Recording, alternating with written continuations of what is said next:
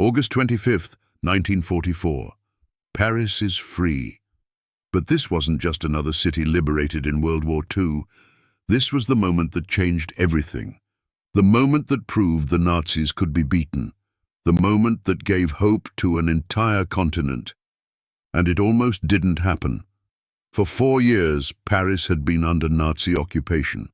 The City of Light had gone dark. German soldiers marched down the Champs-Élysées. Swastikas hung from the Eiffel Tower. The French people lived in fear, humiliation, and desperation. But by August 1944, the Allies were sweeping through France after D-Day. And here's the shocking part. They were planning to bypass Paris completely. General Eisenhower didn't want to liberate Paris.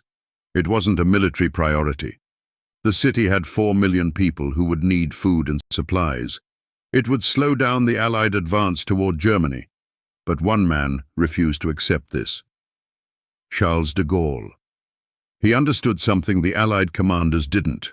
Whoever liberated Paris would control France's political future. And he was determined it would be the Free French forces, not the Americans or British. On August 19th, the French resistance inside Paris couldn't wait any longer. They staged an uprising. Workers went on strike. Police abandoned their posts to join the rebellion. Resistance fighters erected 600 barricades made of paving stones, trees, and sandbags throughout the streets. They seized government buildings. They tore down Nazi propaganda posters that had covered the city for 4 years. The tricolor flag appeared again in public for the first time since 1940. But this created a nightmare scenario. Because Adolf Hitler had given explicit orders to the German commander of Paris, General Dietrich von Choltitz.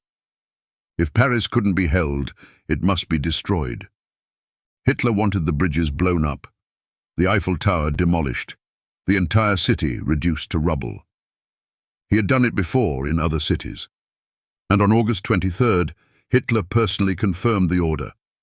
Paris must not fall into the enemy's hands except lying in complete debris. Von Choltitz began laying explosives under the city's bridges and landmarks. But then, something extraordinary happened. He didn't follow through.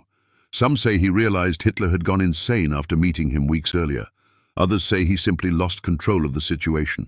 But the result was the same. He stalled, and he sent a secret message through Swedish diplomat Raoul Nordling to the Allies. Come to Paris quickly. De Gaulle convinced Eisenhower to change the plan. On August 24th, General Philippe Leclerc's 2nd French Armored Division rolled into Paris, with the US 4th Infantry Division right behind them. 15 solid miles of cheering crowds filled the streets. People were crying, kissing soldiers, showering them with wine and food. One American soldier described women dancing on piano tops in cafes where everything was free. On August 25th, von Choltitz surrendered at the Hotel Meurice. Paris was intact. Hitler was furious. He called von Choltitz and screamed, "Is Paris burning?" When he learned the city was still standing, he ordered it bombed from the air. But the Luftwaffe was too weak. Only a few bombs hit the eastern part of the city. The next day, August 26th, de Gaulle led a victory parade down the Champs-Élysées. Hundreds of thousands of Parisians lined the streets. The Arc de Triomphe stood as the backdrop, just as it had when German forces entered 4 years earlier. But now it witnessed liberation. French tanks and half-tracks rolled past. Banners supporting de Gaulle waved everywhere. Even when German snipers fired from rooftops, the parade continued. This is why the liberation of Paris became the most symbolic victory of World War II. It wasn't the biggest battle. It wasn't the most strategically important. But it represented something more powerful. It proved that Nazi occupation could end. It showed that European culture and heritage could survive. It demonstrated that the tide had truly turned.